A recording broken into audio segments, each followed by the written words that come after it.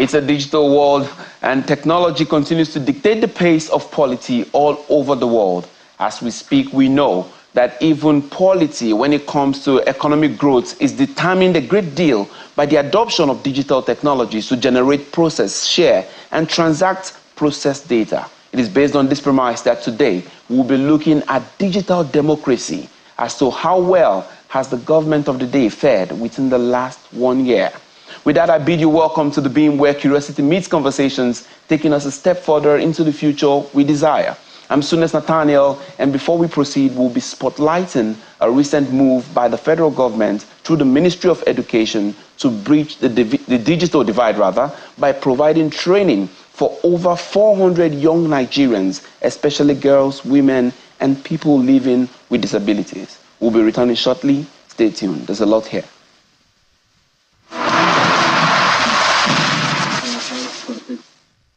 And our number one. Digital proficiency is becoming increasingly essential in today's world, and digital skills have become pivotal in ushering in the future that Nigerians desire. It is based on this understanding that the Nigerian government has taken action through the Ministry of Education in a public-private partnership with OS Concepts to train 490 youths, especially girls and women, equipping them with various digital skills and further bridging Nigeria's digital divide. The aim of the project is to help young Nigerians,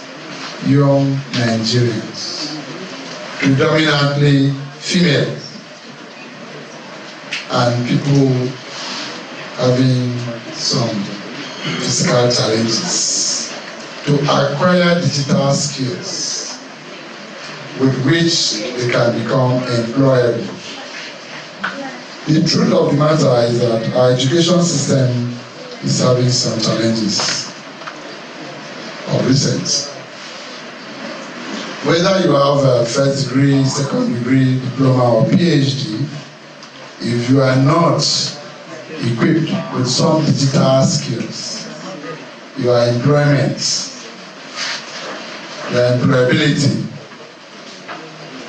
is become very narrow.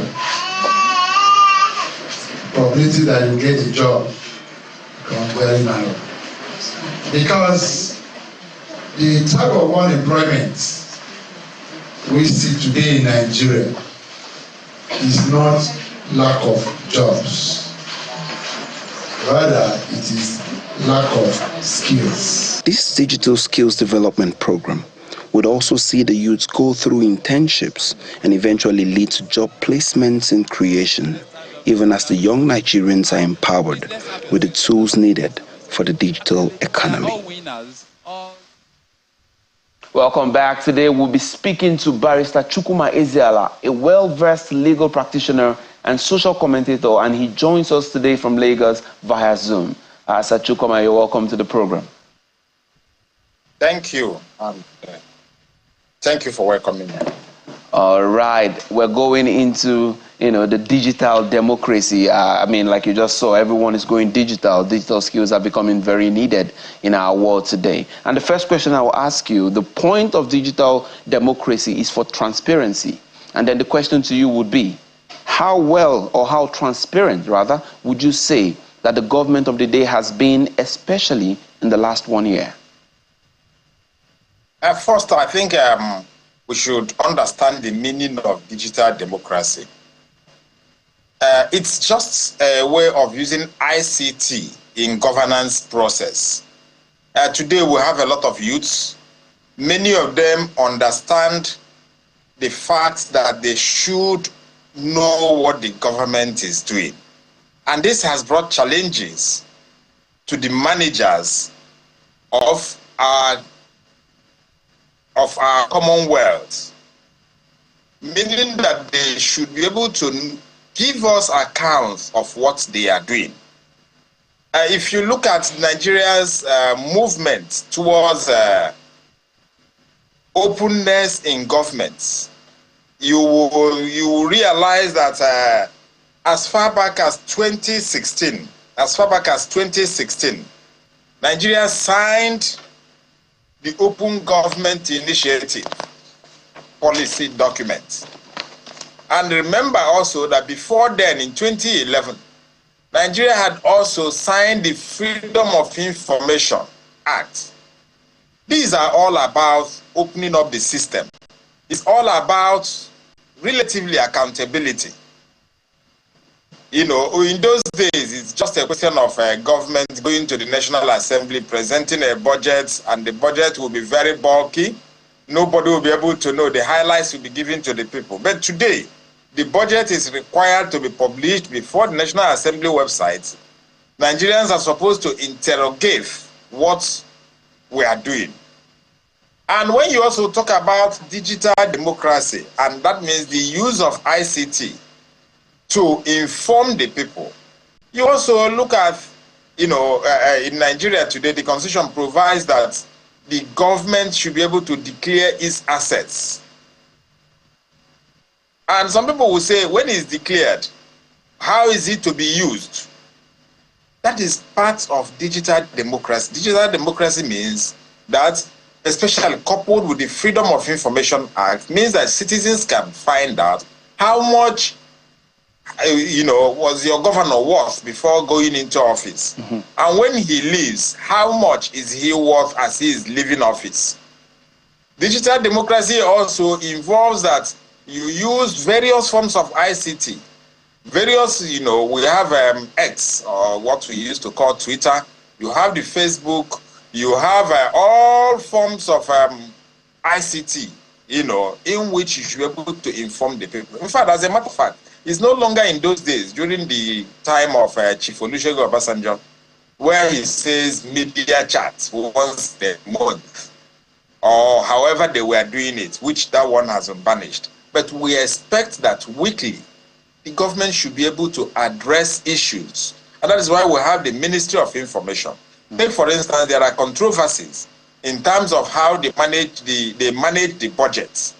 There are controversies how the implementation of the budget is. They are just yesterday, day before yesterday, on Friday, the National Office of Statistics released the information that the inflation has gone up to 33.9%. Now, government should be able to explain what are they doing to curb down inflation. The government should be able to explain to us. For instance, we were told that they have decided to construct Coastal Road. Very wonderful process, very wonderful project to construct the Coastal Road. However, do you have the road from Lekki to Ijebode? Is that one very okay now? My friend just came back from Abuja by road. From Owo to Ibadan. How good is that road? So these are things you need to explain to us. What are you doing? From moving from Shagamu to Bini or from Ore, how good is it? So when you explain a particular policy, and that is why the ICT is very important in terms of governance. When ministers are accused of stealing, or when public servants are accused of stealing, how do you immediately get into the space to explain what the government is doing, either to arrest or to debunk the fact that there was no stealing? It's no longer business as usual. It's no longer NTA or channels or AIT or any of the traditional communication gadgets. So I think Nigeria is still being found wanting in terms of dissemination of information. What we still have on Twitter or X is no longer, or is not adequate. And that is why the other day you will see Minister of Information saying another thing, the media chief of the president saying another thing, another media person saying another thing. I think we should have a concerted effort. All right. To give us what we need as citizens of Nigeria. is our entitlement. It's beautiful that you say that because China is very, very compliant when it comes to the digital era. So maybe you should check us out on all our platforms, very, very digital. So I think the government should also watch out and make sure that they use those platforms and channels very well. And in stating that, democratically, we just celebrated Democracy Day. And within the week or within the space, there have been a talk as regards a single term, 6-year presidency and a rotational presidency within the 6 geopolitical zones. And you see, it's coming at a time when we're talking, democracy is evolving very fast, especially with the times, right? Now, the question would be, what is your take as regards this move from the House of Reps, where we have like 35 members who are saying, see, we want a straight term, 6 years, and then rotational for all the regions. What would be your take? This conversation has been there since 1987.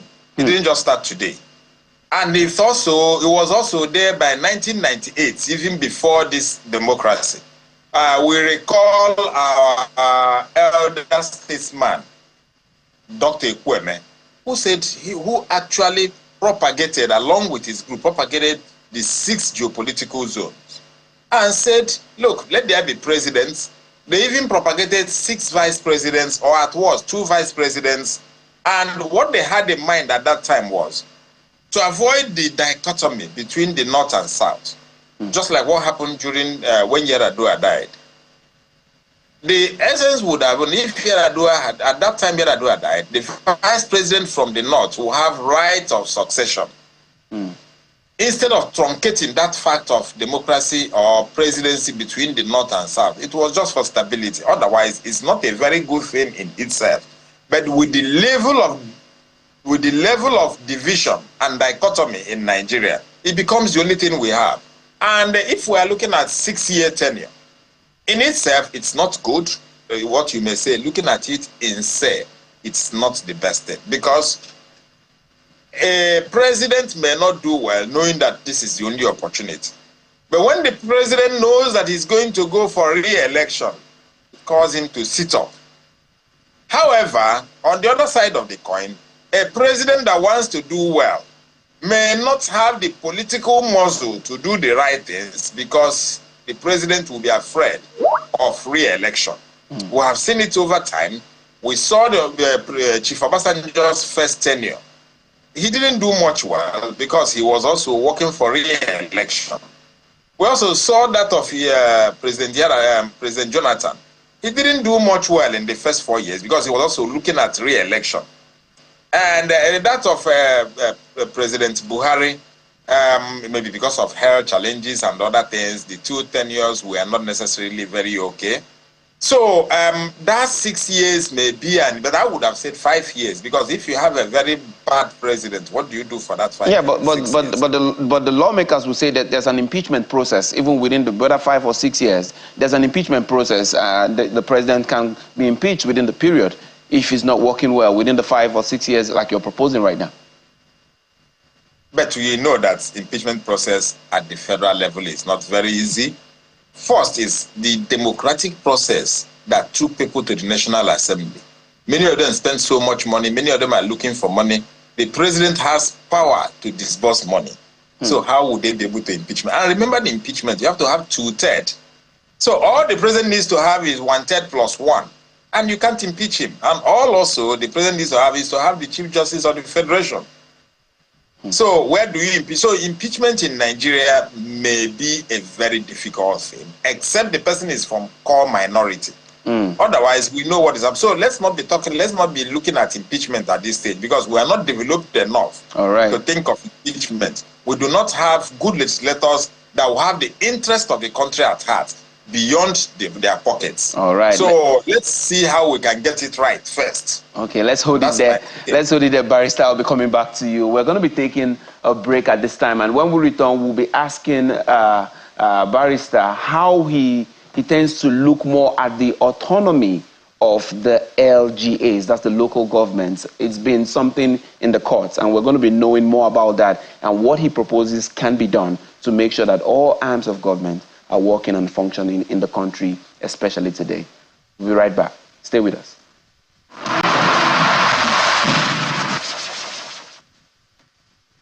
All right, welcome back. You're still watching The Beam, coming to you live from our studios here in Abuja. I am still speaking with Barrister Ezeala, and we're still talking about, digital democracy and where we are so far. Coming back to you, Barrister, I think my next question is very straightforward.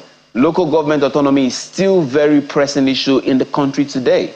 We have the federal government on one side and we have the governors on the other side. Where do you stand? Number one, if you look at the constitution that was handed over to us by the military in 1999, by section 7 of that constitution, local governments, democratically elected local government is guaranteed by the constitution. Now, don't make mistake to think that is a tier of government. No, it's not a federating unit. It should be under the control of the states.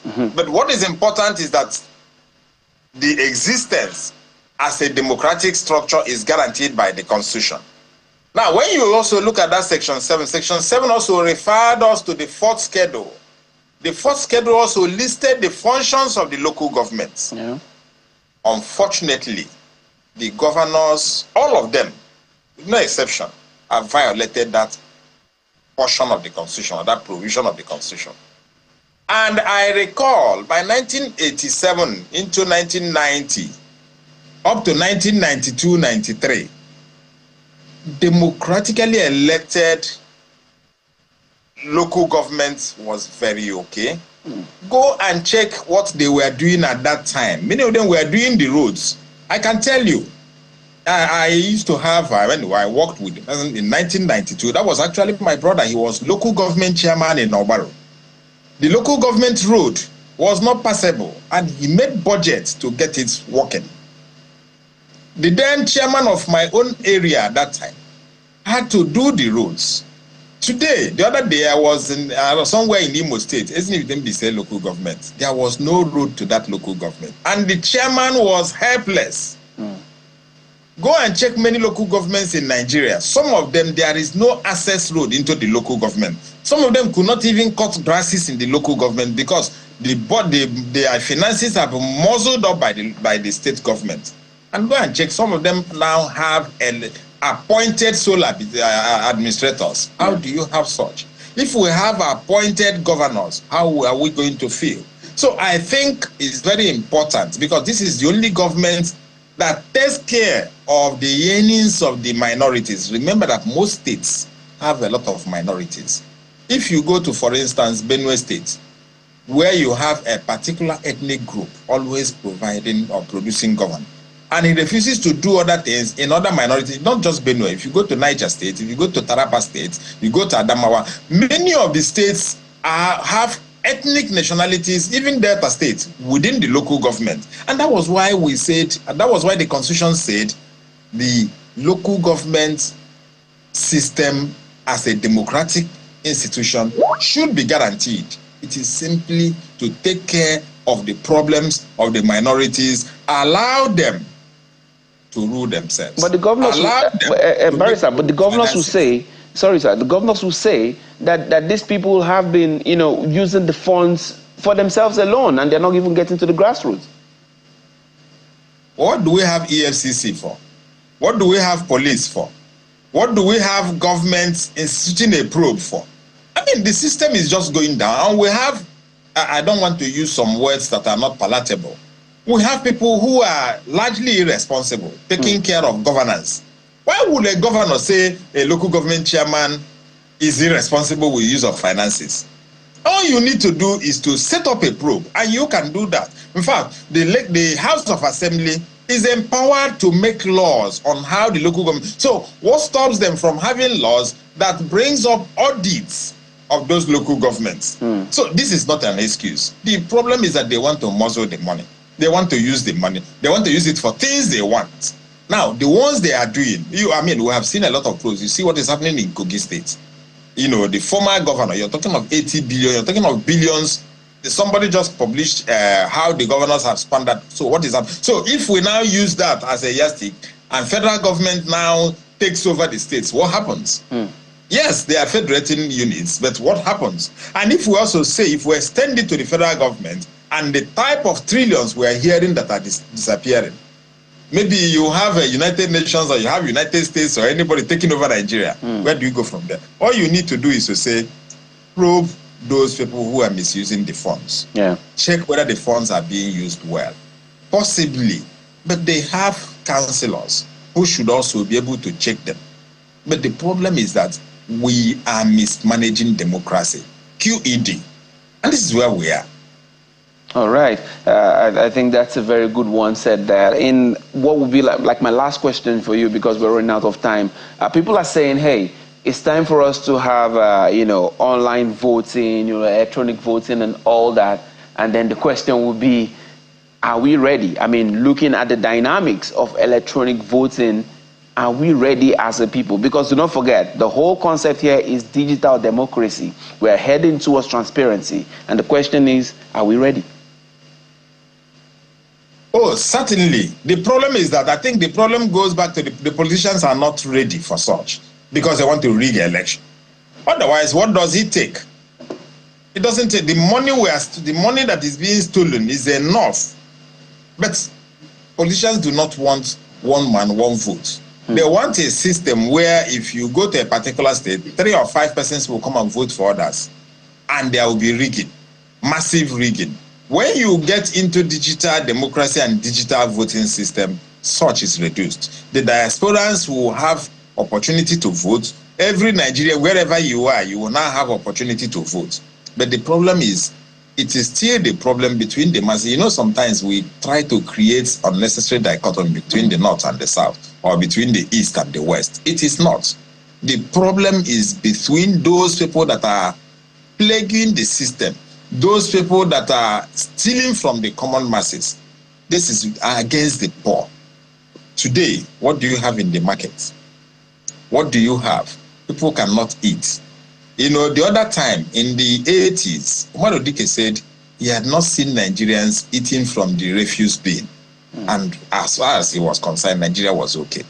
Today, there is even no food. No food being thrown away, even for those people to eat.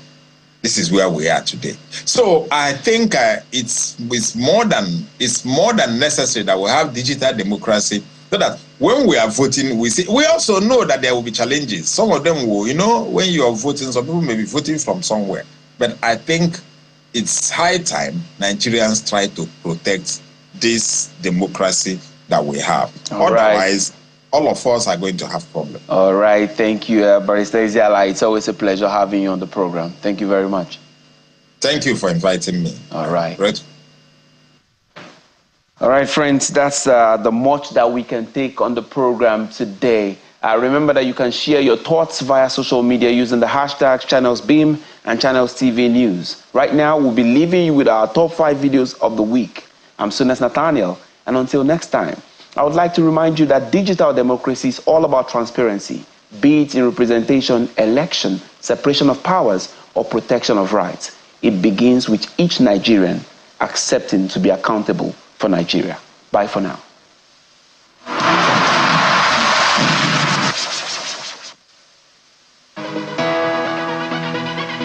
This week's Top Videos Countdown begins with an interview in which Senior Advocate of Nigeria, Mr. Femi Falana, opines that it is very possible for the federal and state government to pay the minimum wage being requested by the labor unions only if those in power can summon their political will.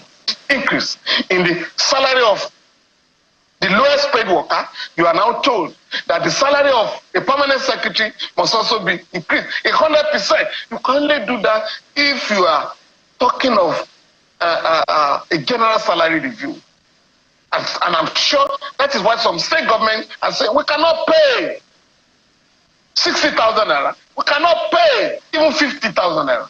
We want to pay 35,000 naira. We want to pay 40,000 naira. Staying with the minimum wage debate, in 4th place on our countdown, we see Labour threaten to go on another strike, even as the unions vow to reject what has now been termed the starvation wage. And what we say we are relaxing a nationwide indefinite strike.